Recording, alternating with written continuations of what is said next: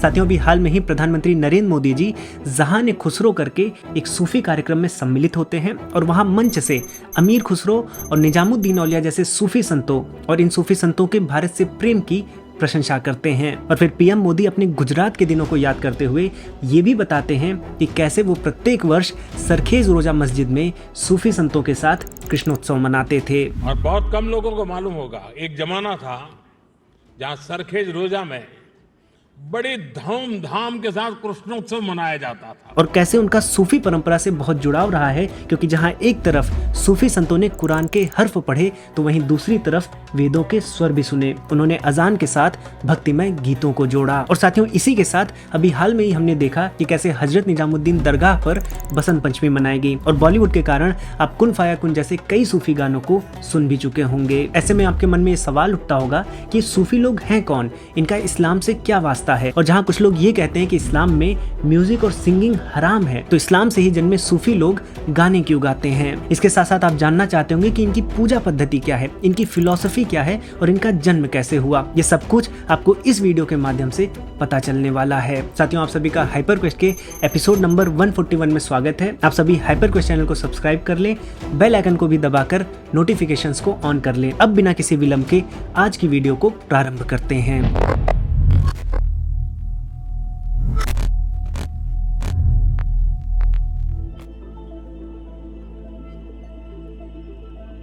अब साथियों, सूफी शब्द कहाँ से आया, इसको लेकर बहुत ढेर सारी थेरीज है, लेकिन उनमें से जो पॉपुलर है और जो सबसे ज़्यादा एक्सेप्टेड थेरीज हैं, मैं उनके विषय में आपको बताऊंगा। लेकिन उसके पहले ये समझिए कि सूफीवाद को तसव्वुफ कहा जाता है। तसव्वुफ एक अरबी शब्द है जिसका अर्थ होता है रहस्यवाद, मिस्टिसिज्म। इसको अच्छे से समझने के लिए आप इसे आध्यात्म भी कह सकते हैं। अगर आपका ये विचार है, इस बात पर बिलीव करते हैं कि यदि आप अपने मन को, अपने विचारों को, अपने आप को शुद्ध करके अपने भीतर झांक कर ईश्वर को प्राप्त कर सकते हैं, तो इस विधा को, इस वाद को तसव्वुफ कहा जाता है और इसे ही सूफीवाद भी कहा गया है। लेकिन ये सूफी शब्द कहाँ से आया, इसको समझते हैं। अगर आप सूफी शब्द को देखें तो इसका ओरिजिन सूफ शब्द को बताया जाता है। इसको अरबी में ऊन कहा जाता है। उस समय अरब के देश में जो अमीर लोग होते थे, वेल ऑफ होते थे, वो जो कपड़े पहनते थे वो सिल्क के बने होते थे। लेकिन जो गरीब लोग होते थे वो सस्ते और फटे ऊनी कपड़े पहनते थे। ये ऊन वहाँ की भेड़ों और ऊँट से मिलते थे, उसी से गरीब लोग पहनते थे। तो ऐसे सभी लोगों को सूफी कहा जाने लगा, जो ईश्वर के लिए अपना सब कुछ त्याग देते थे। उनको इस बात की चिंता नहीं रहती थी कि उन्होंने क्या पहना है, वो बस ईश्वर के प्रेम में लीन रहते थे। अब दूसरी थ्योरी ये बताई जाती है कि सूफी शब्द अहले सुफ़ा से आया है। यह अहले सुफ़ा मुसलमानों के उस समुदाय को बोला जाता है जो पैगंबर मोहम्मद साहब के साथ मदीना गए थे और वहां मदीना मस्जिद में एक छायादार बरामदे के नीचे रहते थे। अब इसमें एक थ्योरी ये भी है कि सूफी शब्द सफ़ शब्द से आया है।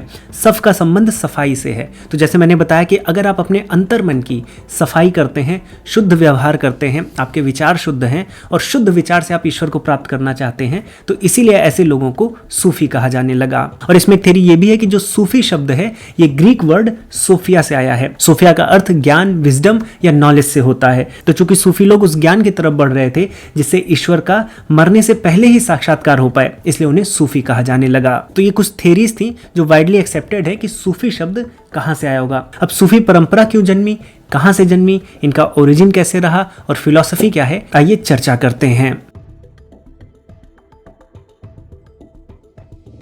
अब साथियों, सूफी भी अपना मुख्य धार्मिक ग्रंथ कुरान को ही मानते हैं। उनका ये कहना है कि जिस समय अल्लाह का कलाम पैगंबर मोहम्मद साहब को मिला था तो उसके दो पहलू थे। पहला तो ये कुरान के शब्द बन गए और दूसरा पैगंबर मोहम्मद साहब के दिल में अल्लाह के प्रति प्रेम बन गए। यानी एक नॉलेज ऑफ द वर्ड्स बन गई जिसे इल्मे सफीना कहा गया और दूसरा नॉलेज ऑफ द हार्ट बन गई जिसे इल्मे सीना कहा गया। अब इसमें सूफी ये मानते हैं कि जो नॉलेज ऑफ द वर्ड्स है, यानी जो कुरान है, वो तो सबके लिए है, लेकिन जो नॉलेज ऑफ द हार्ट है, जो पैगंबर मोहम्मद साहब के दिल में चेंज आया, वो सबके लिए नहीं है। वो कुछ चुनिंदा लोगों के लिए ही है जिनके दिलों में खुद पैगंबर मोहम्मद साहब ने ये प्रेरणा डाली है। तो ये चुनिंदा लोग सूफी लोग हैं जो सूफी परंपरा के माध्यम से इस प्रेरणा को आगे बढ़ा रहे हैं। इसको ये सिलसिला कहते हैं। अब साथियों, तीन चीजें होती हैं जो इस्लाम का बेस बनाती हैं। एक ईमान, दूसरा इताअत और तीसरा एहसान। ईमान क्या है कि जो कुरान है उस पर भरोसा करना। इताअत क्या है कि कुरान पर भरोसा ही नहीं, उसमें जो लिखा है उसको फॉलो करना। और एहसान का अर्थ है कि अल्लाह की इबादत ऐसे करो कि तुम उन्हें देख रहे हो, और यदि तुम उन्हें देख नहीं सकते हो तो ये विश्वास करो कि अल्लाह तुम्हें देख रहे हैं। और जब हम सूफी संतों की बात करते हैं तो इन 3 चीजों में वो सबसे ज्यादा फोकस अंतिम एहसान पर करते हैं। इसीलिए वो दुनियादारी को छोड़कर प्रत्येक क्षण अल्लाह की इबादत में लगे रहते हैं। वो ये मानते हैं कि अगर सच्चे दिल से, साफ मन से प्रत्येक क्षण अल्लाह की इबादत की जाए तो मरने से पहले ही अल्लाह से मिला जा सकता है। और इसीलिए सूफी संतों ने कुरान की हिदायत कि अल्लाह की सुबह शाम हमेशा प्रशंसा की जानी चाहिए, इस बात को मूल मंत्र बना लिया। और जब ये बात मूल मंत्र बनी तो प्रत्येक क्षण अल्लाह को याद करने के लिए हजारों नए तरीके डेवलप किए गए। इसमें गाना गाना, कव्वाली हो गई, म्यूजिकल इंस्ट्रूमेंट्स हो गए, नाचना हुआ, ये सब कुछ जोड़ा गया। और जब गायन, वादन, नृत्य ये सब सूफी संतों ने अपनाया तो जो लोकल कल्चर्स होते थे वो सूफी परंपरा में बहुत आसानी से घुल मिल जाते थे। और यहीं पर जो ऑर्थोडॉक्स मुस्लिम्स थे, जो बुक ऑफ द वर्ड्स पर अमल करते थे, उनको सूफी परंपरा से दिक्कत होने लगी। उनका कहना था कि कुरान को केवल चैंट करने से या भक्ति में मस्त मगन हो जाने से कुरान नहीं समझ में आएगी, और जब तक कुरान नहीं समझ में आएगी तब तक आप अल्लाह के बताए गए नियमों का पालन नहीं कर सकते। ऑर्थोडॉक्स विचार यह है कि इंसान और अल्लाह कभी भी एक नहीं हो सकते। इंसान की मृत्यु के बाद उसके कर्मों के अनुसार अल्लाह उसे जन्नत या जहन्नुम देता है। इंसान जीते जी कभी अल्लाह को नहीं देख सकता। अल्लाह में विलीन होने की बात तो दूर की है। लेकिन वहीं सूफी संत ये मानते हैं कि अल्लाह को देखा जा सकता है। अल्लाह से सीधा साक्षात्कार आप जीते जी कर सकते हैं यदि आप अपने चेतना के स्तर को ऊपर बढ़ाएंगे। इस डिवाइन यूनिटी को सूफिज्म में तौहीद कहा जाता है, और इस कॉन्सेप्ट के कुछ पहलू आपको भारतीय उपनिषदों और दर्शनों में भी मिल जाएंगे। साथियों, अब आइए सूफिज्म के ओरिजिन और कैसे ये एक विचार धीरे धीरे एक स्ट्रक्चर्ड सिस्टम बन गया, इसके सिस्टमैटिक डेवलपमेंट को समझते हैं। साथियों, हसन अल बसरी जी को सूफी परंपरा का सबसे महत्वपूर्ण और सबसे पहला संत माना जाता है। इनका जन्म 642 ईस्वी में मदीना में हुआ था। सूफी परंपरा के अनुसार ये हजरत अली के शिष्य थे। हजरत अली कौन है? ये पैगंबर मोहम्मद साहब के दामाद थे। और सूफी परंपरा ये मानती है कि हसन अल बसरी ही वो व्यक्ति थे जिन्होंने सूफी विचार को सबसे पहले जन्म दिया था। और ये बात सबके सामने रखी थी कि सच्ची भक्ति बाहरी अनुष्ठानों से नहीं बल्कि सच्चे हृदय से आती है। इसके बाद सूफी परंपरा में सबसे बड़ा नाम राबिया अल बसरी जी का है, जो कि 717 ईस्वी में इराक में पैदा हुई थी। राबिया जी सूफी विचार को और आगे ले जाती हैं और कहती हैं कि अल्लाह की इबादत निस्वार्थ भाव से होनी चाहिए, ना कि जन्नत या जहन्नुम के खौफ से। उन्होंने इस दिव्य प्रेम को एक नया नाम दिया, इश्के हकीकी। वो बहुत गरीबी में रहती थी और एक बार एक व्यक्ति उनकी सहायता करने आया तो उन्होंने उस व्यक्ति से कहा कि मुझे अल्लाह से, जिनकी ये दुनिया है, उनसे दुनिया की चीजें मांगने में शर्म आती है, तो मैं दुनिया के लोगों से दुनिया की चीजें क्यों मांगू जिनकी ये दुनिया भी नहीं है। उन्होंने शादी भी नहीं की, जो कि उस समय किसी महिला के लिए बहुत बड़ी बात थी। और जब शादी को लेकर उनसे पूछा गया तो उन्होंने बोला कि शादी वही कर सकता है जो एग्जिस्ट करता हो, जिसका अपना शरीर हो। ये तो सब अल्लाह का है, अगर मुझसे शादी करनी है तो अल्लाह से शादी कर लो। तो साथियों, कुछ इस तरह के विचार थे जो उस समय सूफी थॉट्स को बिल्ड कर रहे थे। तो जहां एक तरफ ये विचारधारा थी कि कुरान में कुछ ड्यूटीज दी गई हैं, उन ड्यूटीज को हमें अच्छे से करना है और दुनिया के कामों में लगना है, वहीं उस समय जो सूफी विचारधारा थी वो ये कहती थी कि ये जो दुनिया है हमें इसे छोड़ देना है, क्योंकि मेरे और अल्लाह के बीच में ये दुनिया एक बाधा है। और आगे आने वाले वर्षों में सूफी संत एक कदम और आगे जाते हैं। वो कहते हैं कि दुनिया तो छोड़नी ही है, लेकिन जो दुनिया के प्रति मोह है, जो इच्छा है, उसका भी त्याग करना है, जैसा कि श्री कृष्ण जी भगवद गीता में और भगवान बुद्ध अपने उपदेशों में बताते हैं। अब साथियों, अगर आप 10th और 11th सेंचुरी की तरफ बढ़ेंगे तो सूफीवाद पर बहुत ढेर सारे विचार रखे गए। जो प्रारंभिक सूफी विचार थे उनको स्ट्रक्चर्ड किया गया, उनको एक सिस्टम में बांधा गया, और उस समय जितनी भी सूफीवाद पर चीजें लिखी गई उनको दी सूफी मैनुअल्स कहा जाने लगा। लेकिन इसके पहले ही ऑर्थोडॉक्स मुस्लिम्स इस नए सूफीवाद का, इस मिस्टिसिज्म का विरोध करने लगे थे। जैसे अल मुहासिबी जो 9th सेंचुरी में बगदाद में रहते थे, उनके सूफीवाद विचारों को और उनकी किताबों को बगदाद में बैन कर दिया गया था। ऐसे ही 9th सेंचुरी में एक धुलनून अल मिस्री करके सूफी विचारक थे। ये अपर इजिप्ट में पैदा हुए थे, लेकिन ये अरेबिया और सीरिया में घूमते थे। इसी यात्रा में वो एक फातिमा नाम की सूफी फिलोसोफर से मिलते हैं, उसको अपना गुरु बना लेते हैं। लेकिन 829 ईस्वी में उन्हें भी बगदाद की जेल में डाल दिया जाता है। दुलनून अल मिस्री जी का तो यहाँ तक कहना था कि अध्यात्म के रास्ते में दुनिया ही नहीं बल्कि तुम खुद भी एक बाधा हो। फिर 10th सेंचुरी में आज के ईरान में एक सूफी संत हुए मंसूर अल हल्लाज, और उनको भी फांसी की सजा सुनाई गई। उनका दोष क्या था? उनका दोष ये था, उन्होंने अन अल हक कह दिया था, यानी कि मैं ही ईश्वर हूं। तो साथियों आप देख सकते हैं कि कैसे सूफी विचार उपनिषदों के विचार की तरफ बढ़ने लगे थे। इनफैक्ट ईरान में ही एक सूफी विचारक हुए थे बायजीद बस्तामी, और उन्होंने भी कहीं ना कहीं उपनिषदों में जो मोक्ष की अवधारणा है उससे मिलता जुलता एक सिद्धांत प्रतिपादित किया था, फना का। फना का अर्थ होता है ईश्वर में विलीन हो जाना। वो कहते थे कि यदि तुम अहंकार से मुक्त हो गए तो तुम अल्लाह में विलीन हो जाओगे। अब चूंकि ये जो विचार थे ये इस्लामिक थॉट के बहुत विपरीत जा रहे थे, इसीलिए इन विचारों को इस्लाम का बहुत विरोध झेलना पड़ रहा था। इसलिए आगे की जो सेंचुरीज आई, 11th और 12th सेंचुरी, इसमें जो सूफी विचारक हुए जैसे अल गजाली या अब्दुल कादिर गिलानी, इन्होंने जो इस्लामिक शरिया है और सूफीवाद है इसके बीच में सामंजस्य बैठाना प्रारंभ किया। और ये सामंजस्य बिठाने से जो मेन स्ट्रीम इस्लाम था उसमें सूफीवाद को एक्सेप्टेंस मिलना प्रारंभ हो गया था। और यही वो समय था जब सूफीवाद भारत पहुंचा। अब साथियों, ईश्वर के विषय को लेकर जब जब किसी इंसान ने विचार किया है खुद बैठकर, तो चाहे वो दुनिया के किसी भी कोने में क्यों ना हो, वो हमेशा मैं ईश्वर हूं, डिवाइन यूनिटी, अहम ब्रह्मास्मि, तत्वमसि जैसे वेदांतिक विचारों की तरफ बढ़ा है। और उसमें भी अद्वैत वेदांत ये one of the finest philosophies है जिसके विषय में हम सभी को अवश्य जानना चाहिए। मैं अद्वैत वेदांत को बहुत ही डिटेल प्रेजेंटेशन के साथ और बहुत ही सरल भाषा में अपने शिक्षण प्लेटफॉर्म पर पढ़ा रहा हूं। मैं आप सभी को रिकमेंड करूंगा कि आप अवश्य जुड़े। आप दूसरी कोई फिलॉसफी समझें या ना समझें, लेकिन आप अद्वैत वेदांत को जरूर समझें। साथियों, 80,000 से भी ज्यादा विद्यार्थी शिक्षण प्लेटफॉर्म के माध्यम से भारतीय ज्ञान परंपरा से, उपनिषदों से, दर्शनों से जुड़कर स्ट्रेस, एंग्जाइटी और किसी भी तरह के फियर से ऊपर उठ रहे हैं, अपने जीवन को बेहतर बना रहे हैं और प्राचीन भारतीय आचार्यों के ज्ञान से विजनरी लीडर बन रहे हैं। और साथियों, आप सभी हाइपर क्वेस्ट को इतना सपोर्ट करते हैं तो हम आपके लिए कुछ डिस्काउंट की भी व्यवस्था कर रहे हैं। तो मैं आप सभी का स्वागत करता हूं।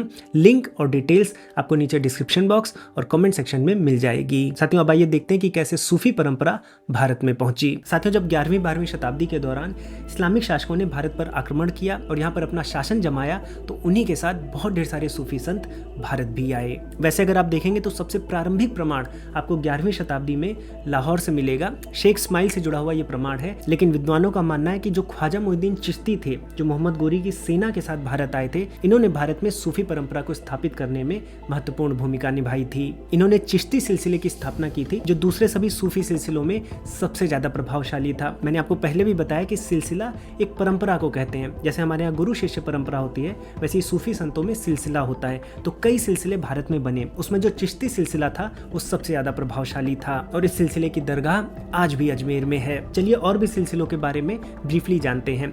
चिश्ती सिलसिले के अलावा एक कादरी सिलसिला था और इस कादरी सिलसिले ने अद्वैतवादी सूफी दर्शन दिया। इन्होंने माना कि ईश्वर सृष्टि से अलग नहीं है, बल्कि ईश्वर सृष्टि का अभिन्न अंग है। इसी कादरी सिलसिले को औरंगजेब के बड़े भाई दारा शिकोह ने भी अपनाया था। दारा शिकोह सूफी दर्शन और हिंदू दर्शन, इन दोनों के बीच क्या समानताएं हैं, इस पर खोज कर रहे थे और इसलिए वो कई उपनिषदों का फारसी में अनुवाद भी कराते हैं। लेकिन इसी सर्वधर्म संभाव वाली दृष्टि होने के कारण औरंगजेब दारा शिकोह को मरवा देता है। इसके साथ साथ आप बुल्ले शाह जी का नाम सुने होंगे। बुल्ले शाह की पंजाबी कविताएं बहुत फेमस हैं। बॉलीवुड के बहुत से गानों में, जैसे चल छैया छैया गाना है या फिर रॉक स्टार का कतिया करूं गाना है, उसमें जो लिरिक्स हैं वो बुल्ले शाह की कविताओं से लिए गए हैं और बुल्ले शाह भी इसी कादरी सिलसिले से जुड़े हुए थे। अब चिश्ती सिलसिले और कादरी सिलसिले के अलावा एक सुहरावर्दी सिलसिला था, जो ये मानता था कि कोई भी सूफी संत हो उसके पास ज्ञान और भक्ति के साथ साथ संपत्ति भी होनी चाहिए। फिर इसके बाद एक नक्शबंदी सिलसिला हुआ जो थोड़ा कट्टरवादी था। इस सिलसिले ने नृत्य और गायन पर प्रतिबंध लगा दिया और केवल मुराकबा यानी मौन होकर ध्यान लगाने पर जोर दिया। तो साथियों, जैसा कि मैंने बताया कि इन सभी सिलसिलों में चिश्ती सिलसिला बहुत ज्यादा प्रभावशाली हुआ। इसी सिलसिले से हजरत निजामुद्दीन औलिया और अमीर खुसरो के ही नाम पर जो भी प्रोग्राम हुआ था जहाने खुसरो, उसमें प्रधानमंत्री नरेंद्र मोदी जी गए थे। तो आइए जानते हैं कि हजरत निजामुद्दीन औलिया और अमीर खुसरो का क्या इतिहास रहा है। साथियों, हजरत ख्वाजा निजामुद्दीन औलिया जी का जन्म 1238 में उत्तर प्रदेश के बदायूं जिले में हुआ था। बहुत छोटे थे तभी इनके पिता का निधन हो गया था। माता धार्मिक थी, माता ने ही कुरान और हदीस की इनको शिक्षा दी थी। लेकिन 20 वर्ष की आयु में ये बाबा फरीद के पास पहुंचते हैं। बाबा फरीद एक सूफी संत थे, उनके ये शिष्य बनते हैं और उन्हीं से सूफी विचारों के संपर्क में आते हैं और फिर वो बाबा फरीद के उत्तराधिकारी के रूप में चिश्ती परंपरा के एक प्रमुख संत बनते हैं। सूफी संतों में उनको इतना प्रमुख माना जाने लगता है कि सभी सिलसिले उनको आदर भाव से देखने लगते हैं। और साथियों, निजामुद्दीन औलिया जी का प्रभाव ऐसा फैलने लगता है कि उस समय का जो शासक था गयासुद्दीन तुगलक, जिसने तुगलक वंश की स्थापना की थी, उसको अपनी गद्दी के लिए उनका प्रभाव खतरा लगने लगता है। इसलिए फिर वो सूफी महफिलों को, गायन को, नृत्य को बंद करवाने लगता है। लेकिन इससे भी जो प्रभाव था ख्वाजा निजामुद्दीन औलिया जी का, वो प्रभाव कम नहीं होता है। इनफैक्ट एक घटना है कि एक बार गयासुद्दीन तुगलक एक युद्ध के बाद अपनी सेना के साथ दिल्ली लौट रहा था और उसी समय ख्वाजा निजामुद्दीन औलिया अपना प्रसिद्ध कथन कहते हैं कि दिल्ली अभी दूर है। और ये कहावत इतनी मशहूर हो जाती है कि आज भी समाज में ये कहावत कही जाती है। और इसमें इंटरेस्टिंग ये है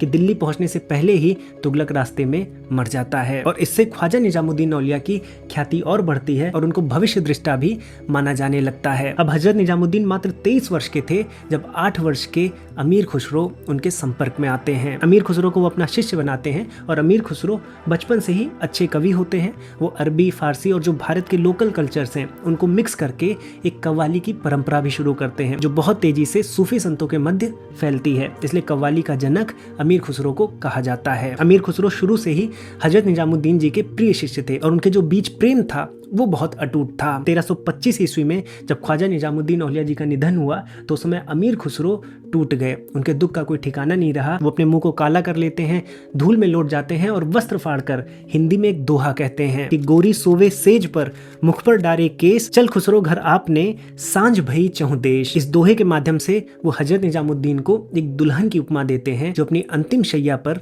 लेटी हुई है। अपने गुरु से दूरी होने के कारण अमीर खुसरो का भी स्वास्थ्य गिरने लगता है और 6 महीने के अंदर अंदर अमीर खुसरो भी दिवंगत हो जाते हैं। और आज भी दोनों सूफी संतों की मज़ारें दिल्ली में एक ही स्थान पर स्थित हैं। तो साथियों, हमने देखा कि सूफीज्म कैसे पैदा हुआ था, उसकी फिलॉसफीज कैसे बनी और कैसे वो भारत में आया।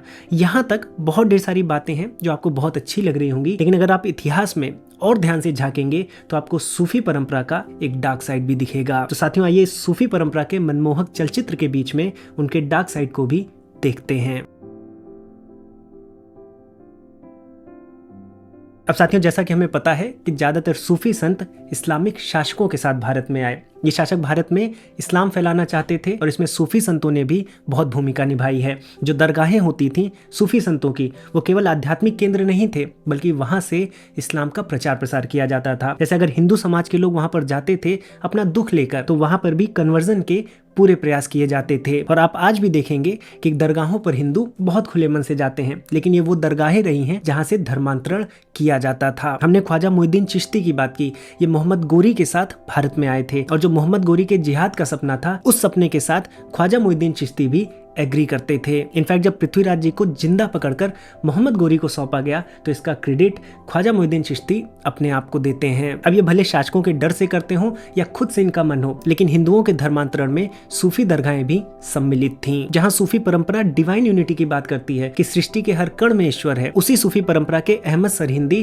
अकबर के शासनकाल में हिंदू मुस्लिम के बीच में बढ़ते समन्वय का विरोध करते हैं और इस्लामिक शरिया कानून सख्ती से लागू हो इसकी वकालत करते हैं। तो सूफीवाद का चित्रण अक्सर प्रेम और भाईचारे के रूप में किया जाता है, लेकिन इतिहास में ऐसे भी प्रमाण है जहां पर दिखता है कि सूफीवादी लोग शासकों के साथ मिलकर हिंदुओं पर अत्याचार भी किए हैं। अक्सर ये बातें उपेक्षित हो जाती हैं, लेकिन चूंकि इस वीडियो में हम सूफी इतिहास को कंप्लीटली समझने का प्रयास कर रहे हैं, 15 से 20 मिनट में सब कुछ तो नहीं बताया जा सकता, लेकिन हर एक पहलू को एटलीस्ट छुआ जा सकता है। साथियों, मैं आशा करता हूं कि इस वीडियो के माध्यम से आपको पता चला होगा कि सूफी फिलॉसफी क्या है, सूफी संतों का इतिहास कैसा रहा है और भारत में सूफी परंपरा का क्या प्रभाव रहा है। इस वीडियो से बस ये एक मैसेज है कि जो भी दर्शन है, जो भी फिलॉसफी है, जैसी कही गई है, अगर वैसी प्रैक्टिस की जाती है तभी उसका अर्थ निकलता है। और साथियों, मैं आप सभी को याद दिला दूं कि मैं शिक्षणम प्लेटफॉर्म पर अद्वैत वेदांत को बहुत ही सरल भाषा, आधुनिक दृष्टिकोण से और डिटेल प्रेजेंटेशन के माध्यम से पढ़ा रहा हूं, तो आप सभी अवश्य जुड़ें और केवल जुड़े ही नहीं,